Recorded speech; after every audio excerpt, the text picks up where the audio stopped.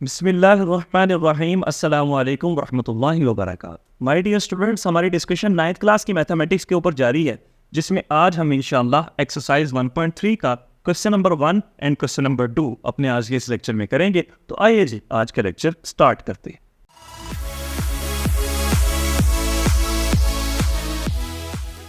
Question number 1 में कहता है जी, which of the following matrices are comfortable for addition. आपने ऐड करना नहीं है, बल्कि सिर्फ ये बताना है कि कौन से मैट्रिसेस आपस में ऐड हो सकते हैं और कौन से नहीं हो सकते। तो इसके लिए पहले तो रूल पता होना चाहिए ना, तरीका पता होना चाहिए। प्यारे बच्चों, एडिशन और सब्ट्रैक्शन का एक ही तरीका कार है, ठीक है। आपने इस तरीके को इतना पक्का कर लेना है कि आगे जाकर ना हमने जब मल्टीप्लिकेशन देखनी है ना कि कौन से मैट्रिसेस आपस में मल्टीप्लाई के लिए कंफर्टेबल है और कौन से नहीं है, तो फिर आपको एडिशन और सब्ट्रैक्शन में और उसके तरीकाकार में कोई प्रॉब्लम ना हो, ठीक है। तो आपने इन क्वेश्चंस को बड़े अच्छे तरीके से समझ लेना। इंतहाई आसान क्वेश्चंस है, आपने सिर्फ ये याद रखना है कि एडिशन और सब्ट्रैक्शन का कैसे पता चलेगा।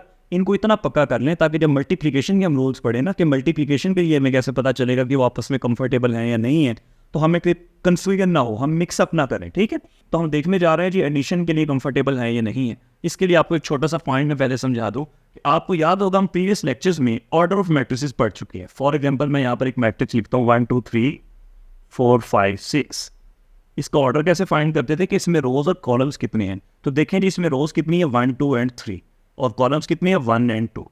इसका ऑर्डर क्या है 3/2। क्या मकसद था आपको ये ऑर्डर ऑफ मैट्रिसेस रिपीट करवाने का कि आपने इन सब मैट्रिसेस का ऑर्डर ही फाइंड करना है। ऑर्डर फाइंड करेंगे और जिन दो मैट्रिसेस का ऑर्डर सेम होगा वो आपस में एडिशन के लिए कंफर्टेबल होंगे। इसकी वजह क्या है वो इंशाल्लाह हम जैसे जैसे क्वेश्चंस करते रहेंगे मैं आपको समझाता रहूँगा। और कोई से भी दो मैट्रिसेस को ऐड कैसे करना है, सब्ट्रैक्ट कैसे करना है, वो इंशाल्लाह हम नेक्स्ट क्वेश्चन में देखते रहेंगे। अभी के लिए आपने क्या याद रखना है कि हम चेक करने जा रहे हैं कि कौन से मैट्रिसेस आपस में कंफर्टेबल हैं एडिशन के लिए और कौन से नहीं हैं। सिर्फ वो मैट्रिसेस आपस में ऐड या सब्ट्रैक्ट हो सकती हैं जिनका ऑर्डर सेम है। तो हम क्या करते हैं, सबसे पहले इन तमाम मैट्रिसेस में से जो सॉल्व करने वाले हैं उसको सॉल्व कर लेते हैं, फिर उसके बाद तमाम मैट्रिसेस का ऑर्डर फाइंड करते हैं। देखिए जी, जैसे कि डी मैट्रिक्स है, इसको सॉल्व करने की ज़रूरत है, तो इसको सॉल्व करते हैं। क्या आंसर आ जाएगा जी, 2 + 1 = 3 एंड नीचे ऑलरेडी 3 लिखा, ठीक है जी। उसके बाद एफ मैट्रिक्स को सॉल्व करने की ज़रूरत है, जिसको भी सॉल्व कर लेते हैं। 3 एज इट इज आ जाएगा, 1 + 1 करेंगे 2 आ जाएगा, 3 + 2 करेंगे 5 आ जाएगा, 2 एज इट इज आ जाएगा, -4 एज इट इज आ जाएगा, 2 + 1 करेंगे तो 3 आ जाएगा। ले जी, और इसके अलावा तो कोई मैट्रिक्स नहीं ना जो सॉल्व करने वाला है। तो जो सॉल्व करने वाले थे ना उनको हमने सॉल्व कर। अब हम क्या करेंगे कि तमाम मैट्रिसेस के ऑर्डर्स लिख देंगे और फिर ऑर्डर्स को ऑर्डर्स के साथ मैच कर लेंगे। जिन दो मैट्रिसेस का ऑर्डर सेम होगा वो आपस में कंफर्टेबल होंगे। बहुत आसान काम है। पहले मैट्रिक्स का देखते हैं जी, इसका ऑर्डर क्या है 2 रोज एंड 2 कॉलम्स। तो ऑर्डर क्या आ गया जी इसका 2/2। उसके बाद बी मैट्रिक्स का ऑर्डर देखें जी 2/1। ऑर्डर माशाल्लाह से आप लोगों को आता है, प्रीवियस लेक्चर्स में हम देख चुके हैं। तो ऑर्डर तो फाइंड करना कोई प्रॉब्लम नहीं ना है, हमने इसमें क्या करना है ऑर्डर ही फाइंड करने। इसका ऑर्डर क्या आएगा जी 3/2। 3/2। इसका ऑर्डर क्या आएगा जी 2/1। इसका ऑर्डर क्या आएगा जी 2/2। इसका ऑर्डर क्या आएगा जी 3/2। ले जी, तमाम मैट्रिसेस का ऑर्डर हमने फाइंड कर लिया। अब हम चेक करते हैं जिन दो मैट्रिसेस का ऑर्डर आपस में होगा सेम, इसका मतलब है वो कंफर्टेबल है एडिशन के लिए। तो चेक करें जी, पहले मैट्रिक्स का ऑर्डर है 2/2। तमाम मैट्रिसेस में से देखें किसका ऑर्डर है 2/2, ई मैट्रिक्स का ऑर्डर है 2/2। तो इसका क्या मतलब हुआ, ए एंड ई। इसका क्या मतलब है जी, ए एंड ई जो है वो कंफर्टेबल है एडिशन। उसके बाद आगे चलते हैं जी, बी को देखते हैं जी 2/1। अब आप इन तमाम मैट्रिसेस में से देखें जी किसका ऑर्डर है 2/1, डी मैट्रिक्स का ऑर्डर 2/1 है। तो क्या आ जाएगा जी बी एंड डी। उसके बाद 3/2 सी मैट्रिक्स का ऑर्डर देखें जी किसका ऑर्डर है 3/2, एफ मैट्रिक्स का ऑर्डर है। तो क्या आ जाएगा जी सी एंड एस। तो यहाँ पे मेंशन कर देंगे सी एंड एफ। बस ये काम था जी आपका। इसमें हमने ये बता दिया कि कौन से मैट्रिसेस आपस में कंफर्टेबल है एडिशन के लिए और कौन से नहीं है। इसका क्या मतलब है कि ए और ई आपस में ऐड हो सकते हैं, बी एंड डी आपस में ऐड हो सकते हैं, सी एंड एफ आपस में ऐड हो सकते हैं। हमने करने नहीं थे, हमने सिर्फ ये बताना था कि कौन से मैट्रिसेस आपस में कंफर्टेबल है एडिशन के लिए। आपको दो मैट्रिसेस ऐड करने के लिए कहे तो हमने सबसे पहला काम क्या करना है, हमने सबसे पहला काम ये करना है कि पहले देखना है कि भाई जिन मैट्रिसेस को मैं ऐड करने लगा हूँ वो ऐड हो भी सकते हैं या नहीं हो सकते। पहला काम, सबसे ज़रूरी काम ये हो। लीजिए अब क्वेश्चन नंबर 2 का आगाज़ करते हैं। क्वेश्चन नंबर 2 में कहता है refine the additive inverse of the following. अब पहले तो ये देखते हैं ना कि भाई एडिटिव इनवर्स क्या चीज़ है। प्यारे बच्चों, परेशान होने की ज़रूरत नहीं है, एडिटिव इनवर्स कोई नई चीज़ नहीं है। आपको याद है प्रीवियस एक्सरसाइज में हम फाइंड कर चुके हैं नेगेटिव ऑफ अ मैट्रिक्स। क्या करते थे उसमें कि तमाम वैल्यूज़ के साइंस चेंज कर देते थे। जो पॉजिटिव होती थी वो नेगेटिव हो जाती थी, जो नेगेटिव होती थी वो पॉजिटिव हो जाती थी।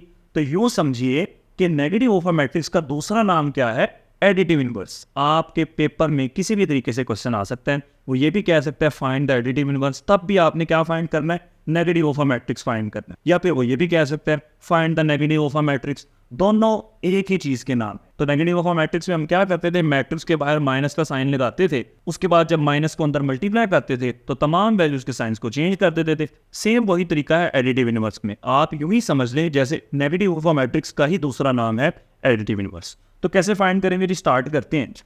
ये मैट्रिक्स है ना, हमने इसका एडिटिव इनवर्स फाइंड करना है। तो क्या करें, जैसे नेगेटिव ऑफ अ मैट्रिक्स में करते थे, यहाँ पर भी माइनस ए और यहाँ पर भी नेगेटिव का साइन, 2 -2 4 एंड 1।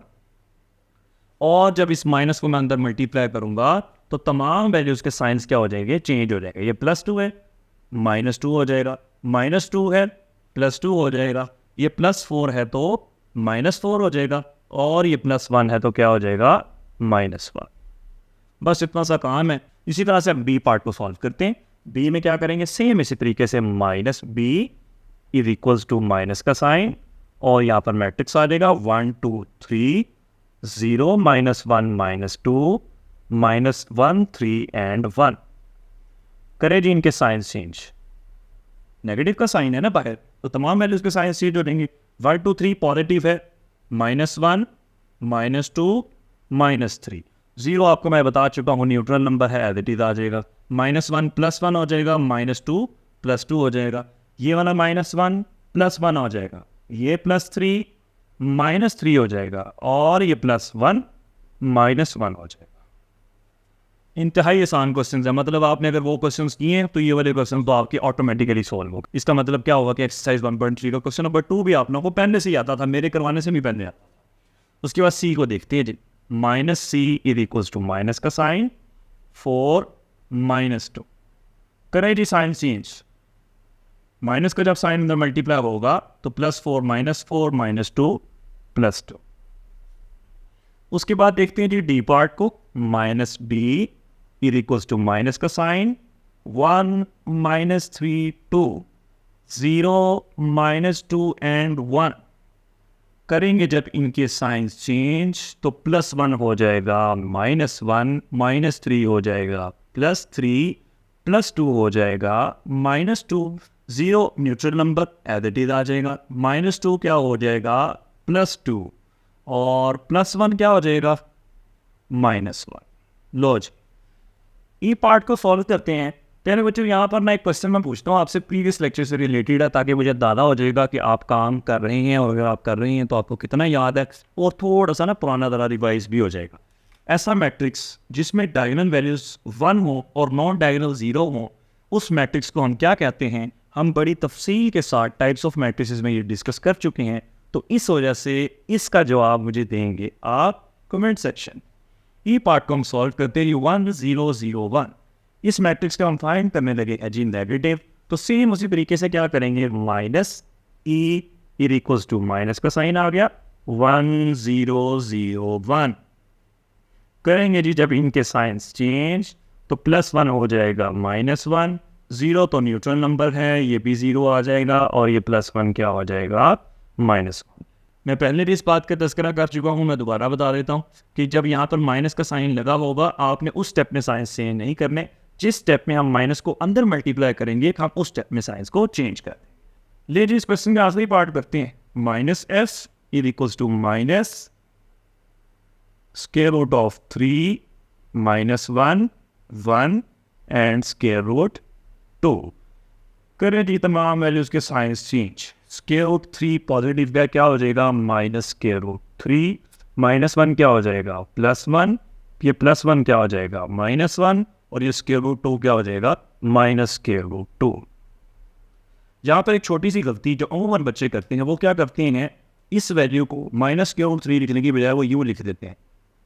भाई माइनस का साइन अंदर नहीं लेके जाना, ये वैल्यू देखे ना पॉजिटिव थी तो हमने इसको चेंज कर देना नेगेटिव, ठीक है। तो ये माइनस का साइन स्क्वायर रूट के अंदर ही लिखना आपने। इसी तरह से यहाँ पर भी बच्चे गलती करते हैं। ये था जी आपका क्वेश्चन नंबर 2। उम्मीद करता हूँ जी आपको आज का लेक्चर बड़े अच्छे तरीके से समझ आ गया होगा। दुआओं में याद रखिएगा, अपना बहुत सारा ख्याल रखिएगा। अस्सलाम वालेकुम वरहमतुल्लाहि वबरकातुहू।